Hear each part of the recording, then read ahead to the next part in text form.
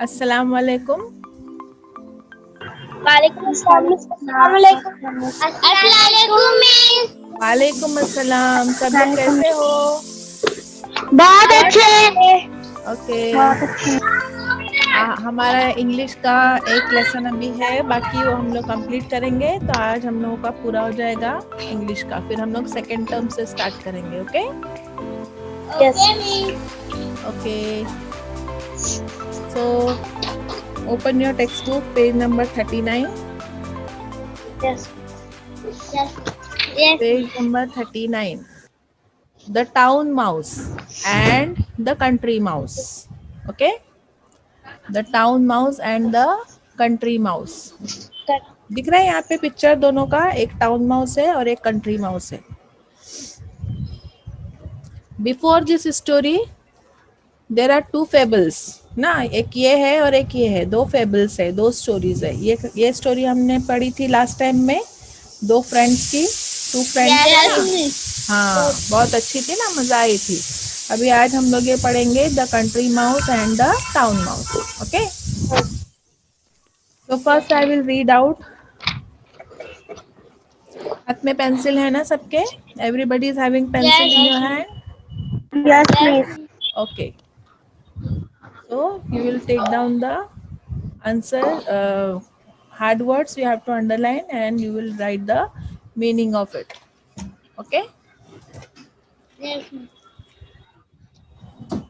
so here, once upon a time a town mouse went on a visit to his cousin in his country. cousin यानी किसको बोलते हैं? cousin यानी अपना जो कोई रिश्तेदार होता है ना, रिश्तेदार को कजिन बोलते हाँ, हैं। कजिन भाई होता है, चाचा जात मामू जात होता है ना, खाला जात फूफी जात, उसको बोलते हैं कजिन। हाँ, cousin in the country, country में गए थे। The country mouse was a simple, country mouse कैसा था? एकदम सिंपल था। सिंपल। हाँ, रस्टिक फेलो, रस्टिक फेलो था। He loved his town friends, बहुत ही सबसे मिलनसार था, और वो अपने टाउन के जो उसका भाई था, फ्रेंड था, उससे बहुत प्यार करता था। He gave him a hearty welcome, इसलिए उसने उसकी बहुत अच्छे से आओ भगत की, उसका बहुत अच्छे से स्वागत किया। हार्टी वेलकम यानी बहुत अच्छे से, दिल से उसने उसका स्वागत किया। बीन्स, चीज एंड ब्रेड, उसने स्वागत में उसको क्या क्या दिया? बीन्स दिए, चीज दिया और ब्रेड दिया। Were all he had to offer, offer यानी उसने पेश किया उसके सामने, जब वो आया तो उसके सामने वेलकम करके पेश किया। But he offered them freely, और उसने उसको फ्रीली दिया खाने के लिए, कि जितना खाना है खाओ। The town mouse rather turned up his long nose at his simple country fare and said, उसने उसके खाने के वहाँ पे नाक लगा के सूंघा और क्या बोला? I cannot understand cousin how you can put up with this poor food, बोलते मुझे समझ में नहीं आ रहा है तुम ये ऐसा सस्ता खाना और गरीब खाना क्यों सामने लेकर आते हो। But of course you cannot expect anything better in the country, हाँ तुमको इससे अच्छा और भी क्या मिल सकता है ना। कंट्री यानी एक गांव रहता है ना, उसमें गांव में एक थोड़ा अच्छा गांव रहता है ना, तालुका जिसको बोलते हैं, ऐसा उसको बोलते कंट्री। और टाउन यानी शहर। तो वो अभी यहाँ पे आया है ना कंट्री में, तो उसको ऐसा ताना दे रहा है कि हाँ अभी तुझे यहाँ गांव की जगह पे और इससे अच्छी भी चीजें क्या मिल सकती है। Come with me and I will show you how to live, आओ मेरे साथ, मैं तुमको बताता हूँ कैसे जीना चाहिए। When you see town life, you will wonder how you could ever live in the country. जब तुम शहर की जिंदगी देखोगे ना, तो तुमको मालूम पड़ेगा कि जिंदगी क्या कैसे जी जाती है, कैसे जीना चाहिए, और तुमको ever live in the country यानी तुमने ऐसी जिंदगी तुम्हारे यहाँ पर तालुके में तुमने नहीं जी, ऐसा तुमको एहसास होगा। No sooner said than done. The two mice set off for the town and arrived at the big house where the town mouse lived in a hole. और ये कहने के बाद में वो सेटअप किए, उन्होंने तय किए, और फिर क्या हुआ, वो जो शहर का चूहा था उसने अपने गांव वाले चूहे को शहर में ले आया. You will want some refreshment after our long journey. अब तुम इतने दूर से शहर तक आए हो तो तुमको कुछ रिफ्रेशमेंट चाहिए होगा, कुछ खाने पीने के लिए. रिफ्रेशमेंट यानी खाने पीने की चीज़ें जो होती है वो, और हमको फ्रेश होने के लिए हिसाब से. Said the polite town mouse, उसने टाउन माउस ने बोला. And took his friend into a grand dining room, और उसने उसको बहुत बड़े डाइनिंग रूम में लेकर गया. वो किसी के घर में रहता होगा ना, हॉल में, घर के किसी के घर के हॉल में रहता होगा ना, तो उसने वहाँ के ग्रैंड डाइनिंग रूम में उसको लेकर गया. There they found the remains of fine feast. वहाँ पे उसको क्या दिखाई दिया, उनके घर में, वो बड़ा सा घर था ना, तो उसमें उसको कुछ खाने की बची कुची चीज़ें दिखाई दी, खाने पीने की बची कुची चीज़ें. अब उनके घर में कुछ पार्टी बेटी हुई होगी, तो खाने का जो बचा कुचा सामान था वो वहाँ पे उनको दिखाई दिया. Soon the two mice were eating up jellies and cakes. अब वो खाने की बची कुची चीज़ें क्या थी, जेली था, केक था, and all that was nice, और सब जो कुछ भी अच्छा था.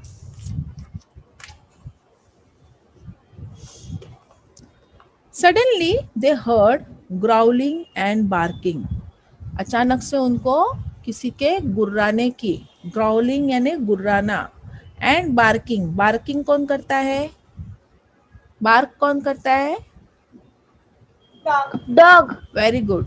तो डॉग के बार्किंग डॉग. की अचानक से, ग्राउलिंग यानी कुत्ता ही जो ऐसे आवाज करता है ना अजीब अजीब से भौंकने से पहले, उसको बोलते हैं ग्राउलिंग. एंड बार्किंग, बार्किंग यानी भौंकना. What is that, said the country mouse. हाँ, वो गांव वाले चूहे ने बोला, ये क्या है. It is only the dog of the house, answer the other. तो वो शहर के चूहे ने बोला, कुछ नहीं, ये इस घर का कुत्ता है, वो भौंक रहा है. Only, said the country mouse. Country mouse ने बोला, गांव के चूहे ने बोला, तुमको ये सिर्फ लग रहा है, सिर्फ कुत्ते की आवाज लग रही है. I do not like that music at my dinner. बोलते मेरे खाने के वक्त में मुझे ऐसी किसी की भौंकने लिखने की आवाज जरा भी पसंद नहीं है. Just at that moment the door flew open. In came two huge mastiffs, and the two mice had to scamper down and run off. अब जैसे कि दरवाज़ा खुला, उसके बाद में जस्ट एट दैट मोमेंट, उसी वक्त में क्या हुआ, द डोर फ्ल्यू ओपन, वो दरवाज़ा जो है वो अपने आप खुल गया.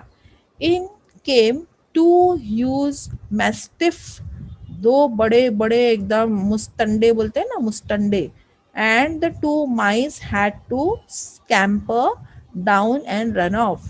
उन दो मुस्तंडों को देखकर वो दोनों चूहों को बहुत ही दुम दबा के भागना पड़ा. Goodbye cousin, said the country mouse.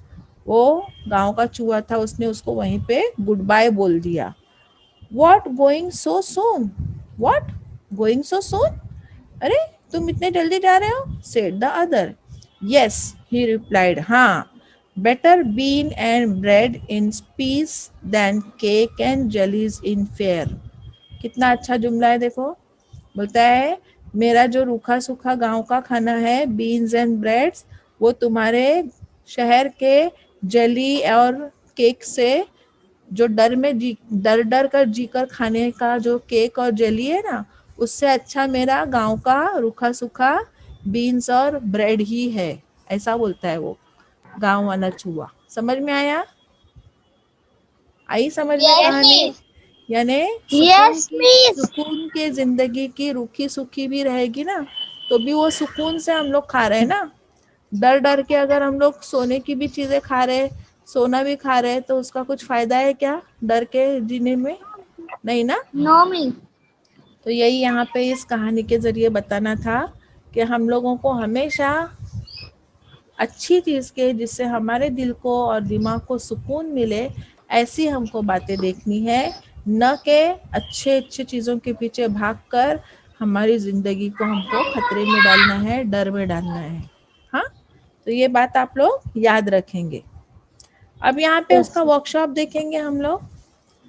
यहाँ तक के समझ में आया? अच्छे से स्टोरी समझ में आई? छोटी यस सी मिस। स्टोरी है।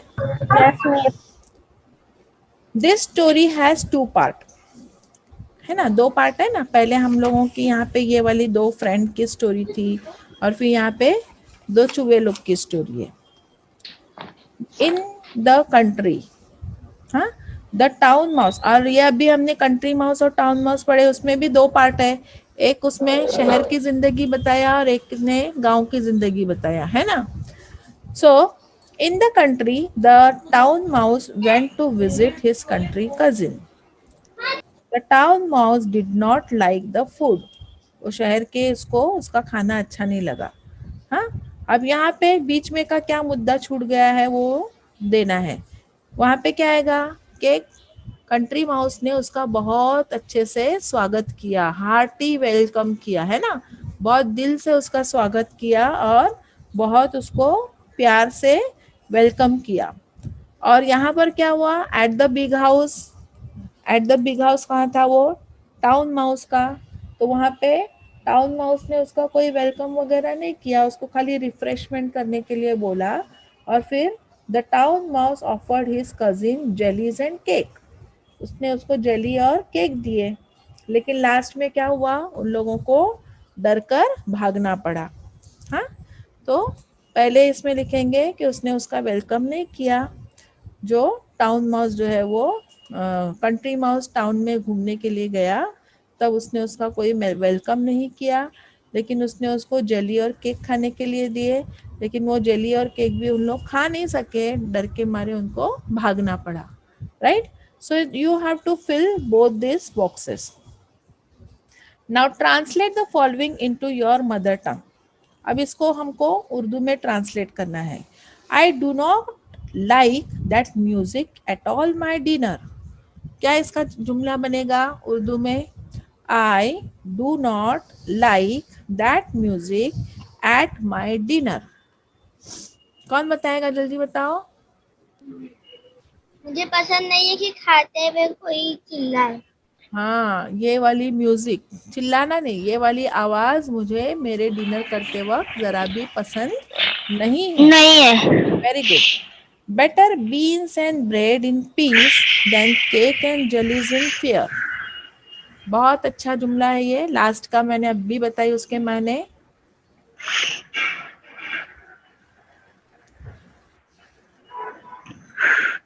शहर के खाने से अच्छा मेरा गांव का खाना है। ब्रेड एंड बीन्स हाँ, तुम्हारे जेली एंड केक से जो तुम डर में जी रहे हो, डर में खा रहे हो, तुम्हारे डर डर। में खा रहे हो। हाँ, कैसा बोलेंगे अभी ये जुमला? तुम्हारे डर के जेली और केक से मेरा ब्रेड और सुकून का बीन्स, ब्रेड और बीन्स खाना अच्छा है। क्या है। बोलेंगे? तुम्हारे डर में, तुम्हारे डर डर डर के कर, खाने से डर का खाना अच्छा मेरा जली और और केक से केक मेरा अच्छा सुकून का मेरा ब्रेड और बीन्स सुकून का खाना अच्छा है। खाना है। समझ में आया? Yes miss. Okay, next. Try to write more sentences on the pattern of but better beans and bread in peace than cakes and jellies in fear. Example, better late than never. है ना? Better late than never. इस तरह से आपको और भी जुमले बनाने हैं। जैसे हम लोग बोलते हैं ना, prevention is better than cure. ऐसा जुमला है ना, prevention is better than cure. तो ऐसे और भी कोई जुमले होंगे तो वो आपको लिखने हैं। आपको स्कूल का कैलेंडर मिला हुआ है, याद है? स्कूल का कैलेंडर, स्कूल से कैलेंडर मिला हुआ है। उस कैलेंडर में देखो नीचे अच्छे अच्छे जुमले हैं, इंग्लिश में लिखे हुए अच्छे अच्छे जुमले हैं, तो उसमें से चुन के आप लोग अच्छे अच्छे जुमले लिख सकते हो। Right the moral of the story in your mother tongue using your own words. अब ये स्टोरी की मोरल क्या था? मोरल पहले वाली स्टोरी का मोरल क्या था? ये दो दोस्त लोग की स्टोरी थी, उसका मोरल क्या था? कि खुदगर्ज दोस्त से दोस्ती नहीं करनी चाहिए। खुदगर्ज था ना, वो ऊपर चढ़ गया पेड़ के ऊपर। हाँ, खुदगर्ज इंसान के साथ में दोस्ती नहीं करनी चाहिए। Yes, miss. Yes, हाँ, miss. इसका मॉरल ये था। और इसका मॉरल क्या था? कि डर कर जीने से अच्छा है कि हम खुशहाल जिए, बिंदास जिए, है ना, चैन की जिंदगी जिए। डर कर जीने से अच्छा है कि हम चैन की जिंदगी जिए। तो ये दोनों स्टोरी का मोरल समझ में आया? हाँ। Yes, miss. Yes, miss. Next. तो यहाँ पर हमारा ये वर्कशॉप खत्म होता है। अब देखते हैं हम लोग इसमें ग्रामर पार्ट क्या बता रहा है। You have learn in standard 6 that verb, verb यानी किसको बोलते हैं? Action words. वर्ब यानी किसको कहते हैं? एक्शन वर्ड्स को कहते हैं। Action word. अब एक्शन वर्ड्स यानी क्या है? Action words have different form to show the time at which the action happens. अब वो एक्शन अभी हो रही है कि पहले हो चुकी है कि अभी होने वाली है ना? तो तीन तीन टेंस में होगी ना, पास्ट में होगी, प्रेजेंट में होगी या फ्यूचर में होगी। पास्ट में यानी हो चुकी है, तो उसमें क्या लगेगा? ईडी लगता है। लीव में लीव्ड, ईडी लगेगा तो पास्ट टेंस। और प्रेजेंट टेंस में हम बोलेंगे लीव्स, लीव्स हम रहते हैं। और फ्यूचर में उसके आगे लगेगा विल लिव। तो ये आपको तीनों टेंस में किस तरह से एक्शन वर्ड्स को हम तीनों टेंस में लिख सकते हैं वो बताया हुआ है यहाँ पे। जैसे ये यहाँ पे ये म्याऊ है, देखो म्याऊ, ये म्याऊ यहाँ पे क्या बोल रही है? I will come out of the hole. I will, I will come, it will come out of the hole, it will come out of the hole. वो इंतजार कर रही है कि चूहा इस होल में से बाहर आएगा। सो इट विल यानी ये फ्यूचर टेंस है। इट विल आया ना, विल आता है ना वर्ड जब भी, तो समझ जाने का कि ये कौन है? फ्यूचर टेंस है। तो ये विल वर्ड जो है इसको याद रखेंगे। विल यानी क्या है? फ्यूचर टेंस है। हाँ, सो ये फ्यूचर टेंस का जुमला है। यहाँ लिखो future tense. Okay, it come out of the hole, अभी वो होल में से बाहर आ गया, होल में से बाहर आ गया। इट कम्स आया ना ये। विल कम यानी फ्यूचर टेंस। इट कम्स देखो यहाँ पे एस लगा। कम्स यानी ये क्या है? प्रेजेंट टेंस है। Present. प्रेजेंट टेंस यानी अभी हो रहा है, ये बाहर आया। It came out of the hole and lost its life, वो होल के बाहर आ गया और उसको मैंने खा लिया, यानी उसकी जिंदगी खत्म हो गई। लॉस्ट इट्स लाइफ यानी उसकी जिंदगी खत्म हो गई। अब देखो कम का क्या हो गया? यहाँ पे केम हो गया। केम, केम यानी क्या है? ये पास्ट टेंस है। देखो अभी यहाँ पे पहले हमने देखा विल कम यानी फ्यूचर टेंस, कम्स कम्स यानी प्रेजेंट टेंस, और केम यानी पास्ट टेंस। जिस तरह से यहाँ पे लिव्ड यानी पास्ट टेंस, लिव्स यानी प्रेजेंट टेंस, और विल लिव यानी फ्यूचर टेंस। तो इस तरह से आपको यहाँ पे समझ में आ रहा होगा कि you also know that the past tense forms usually have D उसमें लगता है, पास्ट टेंस में ईडी लगता है या आईईडी लगता है, तो उससे वो पास्ट टेंस बन जाता है। जैसे कि यहाँ पे लिव में क्या लग गया? ईडी, डी लगा, सिर्फ डी लगा। लिव वर्ड में क्या लगा? सिर्फ डी लगा, तो उसका पास्ट टेंस हो गया। ठीक है। और कम का क्या हो गया? केम, यहाँ पे स्पेलिंग चेंज हो गई, बराबर। तो पास्ट टेंस में ये सारे वर्ड्स लगते हैं। Some present tense form third person singular have s लगता है, ई एस लगता है या आई ई एस लगता है। अभी देखो यहाँ पे क्या लगा? एस लगा। प्रेजेंट टेंस के लिए यहाँ पे क्या लगा? एस। यहाँ पे भी क्या लगा? एस लगा। कम में भी क्या लगा? एस लगा। तो ये क्या हो गया हमारा? प्रेजेंट टेंस लगा। तो प्रेजेंट टेंस में कभी कभी एस लगता है, कभी ई एस लगता है, कभी आई ई एस लगता है, तो इससे वो वर्ड जो है वो प्रेजेंट टेंस बनता है. Present tense form used will, I, we, you and they do not have S E S और आई ई एस. हाँ, so the future of after them there is no change in them. जब I के साथ में होगा, V के साथ होगा और U के साथ होगा तो उसमें कोई चेंज नहीं होता है. The future is indicated by will. Future में कुछ ज्यादा नहीं है, हर एक में विल लगता है. विल लगता है या शैल लगता है, विल लगेगा या शैल लगेगा. So use any 5 of the following verb in your own sentence to show the past, present and future tense. अब जैसे कि like लिखा हुआ है, तो like का past tense क्या हो गया, liked. उसका present tense क्या है, like या likes. future tense में क्या हो जाएगा, will लगेगा, will like. ठीक है. अब अगला वर्ड लिखो यहाँ पे सब लोग, love. बीच में लिखेंगे love, love.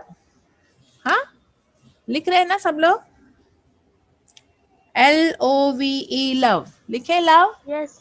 अब यहाँ पे पास्ट Yes, टेंस में miss. क्या होगा, LOVED, लाउड. बराबर. और फ्यूचर में क्या बनेगा, बोलो जल्दी.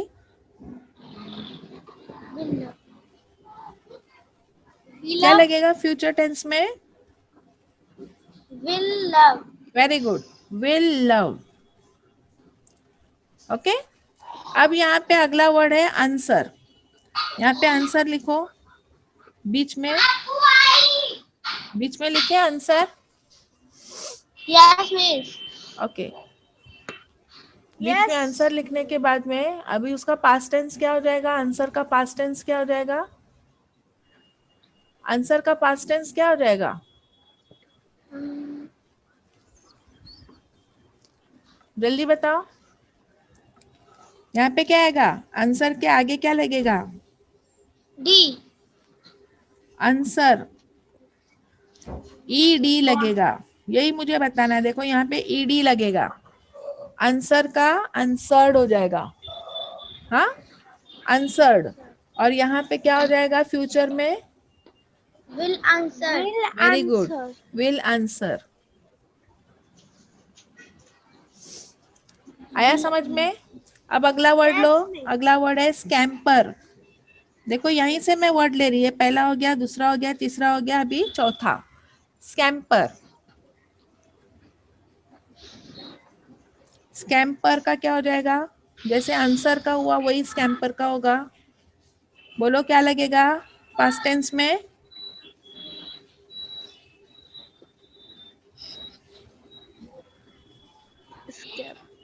स्कैम. क्या लगेगा आगे, ईडी लगेगा, स्कैम्पर्ड. बोलो स्कैम्पर्ड. उसको अंडरलाइन करो जो तुमने लगाया. और यहाँ पे क्या होगा फ्यूचर टेंस में, Will scamper. Will scamper. ठीक है. अगला वर्ड है वेट. Wait. वेट. तो इसमें भी क्या लगेगा, Wait. पास्ट टेंस में ईडी लगेगा, वेटेड, Waited. वेटेड. हाँ. Waited. और फ्यूचर में क्या बनेगा, Will wait. Will wait. Will wait. ठीक है. अगला है हो गया. स्निफ. स्निफ. तो स्निफ का क्या हुआ, उसमें भी ईडी लगेगा. स्निफ में भी क्या लगेगा, ईडी लगेगा. और यहाँ पे विल स्निफ हो जाएगा. हाँ. लाफ में यहाँ पे भी ईडी लगेगा, लाफ, लाफ्ड. यहाँ पे पास्ट टेंस में लाफ्ड, ईडी लगेगा. और यहाँ पे विल लाफ आएगा लिखने.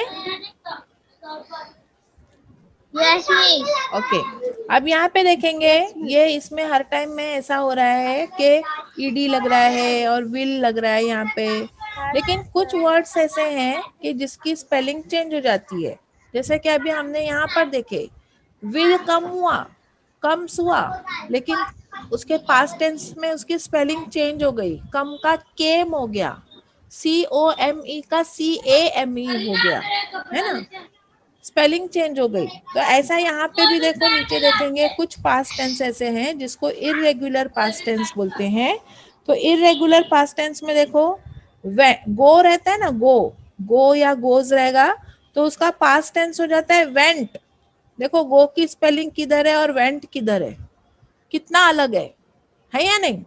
और फ्यूचर में होता है विल गो, बराबर। उसी तरह से कम का क्या हो जाएगा, यहाँ पे पास्ट टेंस में ऊपर हमको लिखा है, कम का पास्ट टेंस होता है केम, और उसका फ्यूचर टेंस हो जाएगा विल कम, बराबर। ईट्स, ईट्स का पास्ट टेंस क्या होता है, यहाँ पे स्पेलिंग चेंज हो जाती है। ईट का पास्ट टेंस है एट, एट, EATE, उसकी स्पेलिंग पूरी चेंज हो जाती है। ईट का पास्ट टेंस एट, हाँ, और उसका फ्यूचर टेंस हो जाएगा विल ईट।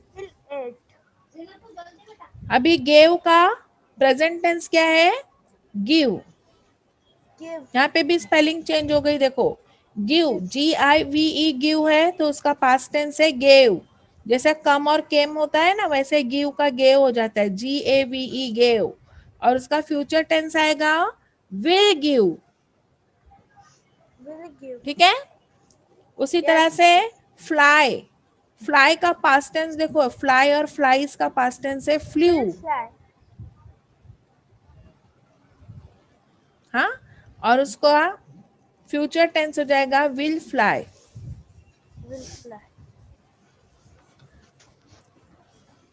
आया ध्यान में। तो ये इरेगुलर वर्ड्स हैं हो गया। जिसमें क्या होती है, स्पेलिंग चेंज हो जाती है, इसलिए उसको बोलते हैं इरेगुलर वर्ड्स। और ये जो वर्ड्स हैं इसमें डी लगेगा, ईडी लगेगा, इस तरह से पास्ट टेंस बनेगा, और हर फ्यूचर टेंस में विल लगेगा, ठीक है। Yes miss.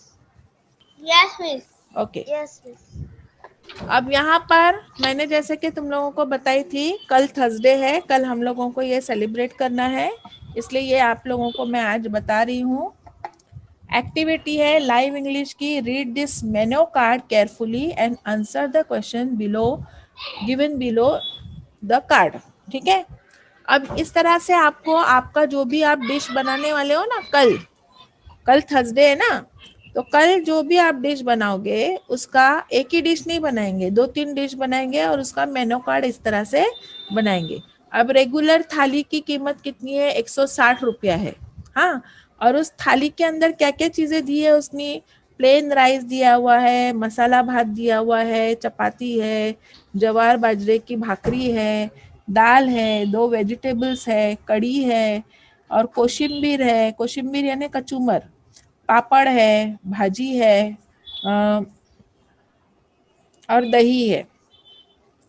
और अगर डिलक्स थाली लेंगे तो उसमें क्या क्या मिलेगा, वो 230 रुपए की है, उसमें सूप मिलेगा, जीरा राइस मिलेगा, मसाला भात मिलेगा, चपाती जवार बाजरे की या उसकी चावल की भाकरी मिलेगी, और 3 वेजिटेबल्स मिलेंगी, दाल मिलेगी, सोल कड़ी मिलेगी, भाजी मिलेगी, फ्राइटर्स आलू वड़ी मिलेगी, कोशिम्बीर मिलेगी, कोशिम्बीर वड़ी मिलेगी, सुरली वड़ी मिलेगी, कोशिम्बीर मिलेगी यानी कचुम्बर, पापड़, दही, और एक कोई भी मीठा आइटम मिलेगा। तो इस तरह से ये उसकी स्पेशल थाली है।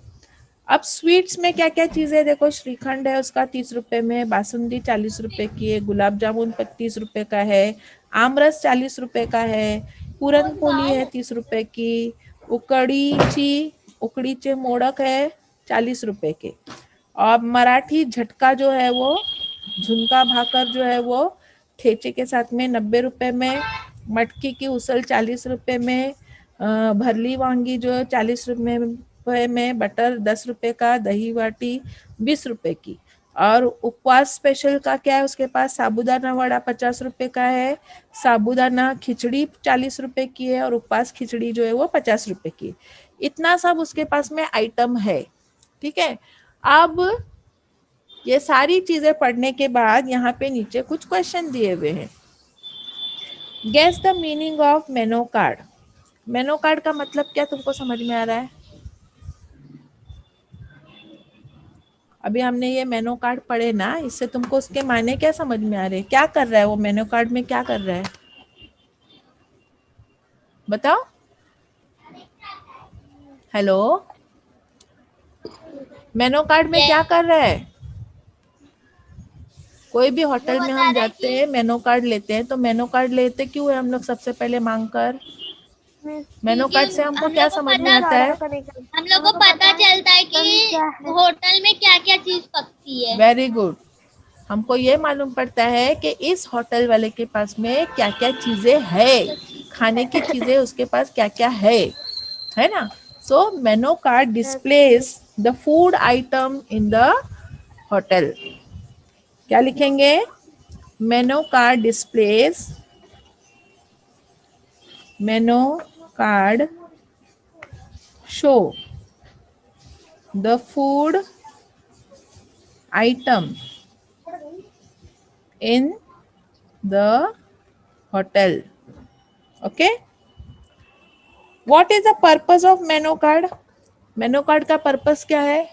अब वो फूड आइटम उसने बताया, फूड आइटम क्या क्या है उसके पास उसने बताया, उसके बाद उसके बाजू में और क्या चीज बताया है उसने, उसकी उसकी क्या लिखी है उसने? प्राइस। प्राइस लिखी है ना? तो एक इंसान जो होटल में जा रहा है तो वो देखेगा कि मेरे जेब में कितने पैसे हैं, या मैं क्या क्या चीजें खाऊंगा, मेरे पास पैसे हैं उसके हिसाब से, तो उसका मेनू कार्ड का हमको हेल्प मिलता है। So the purpose of menu card to select the food item. क्या है उसका purpose? To select food item the food item. हाँ, हमारे फूड आइटम को हम लोग सिलेक्ट कर सकते हैं मेनू कार्ड में देखकर, हमारी रिक्वायरमेंट के हिसाब से, है ना? हमारी रिक्वायरमेंट के हिसाब से हम लोग मेनू कार्ड में से फूड आइटम सिलेक्ट करते हैं। Is this menu card in English और मराठी? डिस्कस। ये मेनू कार्ड किस में है, इंग्लिश में के मराठी में? इंग्लिश में। इंग्लिश में है ना? लेकिन कुछ मराठी वर्ड लिखे हुए उसमें, इंग्लिश में मराठी वर्ड लिखे हुए है ना? जैसे झुणका भाकर है ना, ये मराठी वर्ड है। पुरणपोली मराठी वर्ड है, ठीक है ना? तो ये मराठी वर्ड को हम लोगों ने इंग्लिश में लिखे हैं। List at least 5 English and Marathi words from the card separately, है ना? ये कार्ड में से हम लोगों को इंग्लिश वर्ड जो है वो मराठी में लिखे हुए हैं, वो कम से कम 5 वर्ड लिखने हैं। तो इसमें तो कितने सारे हैं, सारे के सारे ज्यादा से ज्यादा है। श्रीखंड है, आम्रखंड, ये सब मराठी वर्ड है, बासुंदी, गुलाब जामुन, है ना? तो उसमें से कोई भी 5 वर्ड आपको चुनने हैं। अब यहाँ पर देखो, पेज नंबर 43 पर, imagine that you have open a hotel in the following place. ऐसा सोचो कि तुमने ये जगह पे होटल खोला है। दही वड़ी एक जगह है, नागपुर एक जगह का नाम है, बेंगलुरु एक जगह का नाम है, और लंदन है, लंदन एक जगह का नाम है। तो इस तरह से ये अलग अलग जगह पे तुमने क्या किए हैं, होटल खोले हुए हैं। तो तुमको क्या वो पूछ रहा है नीचे सवाल, which language, languages and scripts will you use on your card at each of this places. अब ये दही वड़ी नागपुर में अगर तुमने खोले होटल, तो वहां पे तुमको किसमें लिखना पड़ेगा मेनू कार्ड? किसमें लिखना पड़ेगा? इंग्लिश है और मराठी है, इंग्लिश और मराठी में आपको लिखना पड़ेगा मेनू कार्ड, है ना? अभी ये दूसरा जो है वो बेंगलुरु और लंदन में किस में लिखना पड़ेगा, सोचो, मैं थोड़ी देर बाद आपको पूछती हूँ। हाँ चलो बताओ, अभी बेंगलुरु में किस में लिखना पड़ेगा? बेंगलुरु के लोग कहाँ कौन सी भाषा बोलते हैं? इंग्लिश। हाँ, तो उनको इंग्लिश में समझ में आएगा, है ना? और लंदन के लोगों को इंग्लिश। इंग्लिश, है ना? तो समझ में आया आपको? Which language script will use to your card at each of this place. तो दही वड़ी और नागपुर में मराठी में लिखेंगे और इंग्लिश में भी लिख सकते हैं, बेंगलुरु और लंदन में इंग्लिश में लिखना पड़ेगा। Next, you want to appoint staff in your hotel, what language do they need to know? अब ये यहाँ पे तुमको स्टाफ बनाना है तो वही होगा। दही वड़ी और नागपुर में क्या बोलने आना चाहिए, कौन सी भाषा उन लोग को बोलने आनी चाहिए? इंग्लिश, इंग्लिश और मराठी, मराठी। और लेकिन बेंगलुरु और लंदन में उनको सिर्फ इंग्लिश ही बोलनी आनी चाहिए, ठीक है। Next, design a menu card for your hotel offering food item of your choice. Invent fancy name for your dishes. हाँ, यही मैंने तुम लोगों को होमवर्क दिया है ना, जो हम लोग कल सेलिब्रेट करने वाले हैं। अभी कल मिलता है सेलिब्रेट करने के, नहीं कल का लेसन कब होगा मैं बताऊंगी। तो ये वाला जो है वो आपको बनाना है मेनू कार्ड, और उसमें फैंसी आइटम ऐसे लिखने के हैं। हाँ, use the menu card given on page 42 and prepare dialogues for the following situation. अब यहाँ पे होटल का जो स्टाफ है वो क्या बोलेगा और कस्टमर क्या बोलेगा, उसके हिसाब से आपको डायलॉग बनाने हैं, है ना। फिर होटल का मैनेजर से आपको क्या बात करनी है, और ये ऑस्ट्रेलियन, ये फॉरेन का कस्टमर है तो उससे कैसे बात हो रही है। इस तरह से आपको डायलॉग लिखने के हैं कि वो क्या बोल रहा है, आप क्या बोलोगे, ठीक है। अब यहाँ पर महाराष्ट्रियन फैमिली जो है उनके बीच में कन्वर्सेशन बता रहा है घर के अंदर का, कि उसके ग्रैंड पा है, ग्रैंड माँ है, ग्रैंड माँ जो है फादर है, वो सब लोग आपस में आंटी अंकल और 4 बच्चे हैं, तो उन लोग किस तरह से बातें करेंगे। तो ये यहाँ पर आपको डायलॉग राइटिंग लिखना है। और ये डायलॉग राइटिंग जो है ये आपको किस में लिखना है, आपके कॉम्पोजिशन की कॉपी में लिखना है। कॉम्पोजिशन की कॉपी में आप डायलॉग राइटिंग लिखेंगे,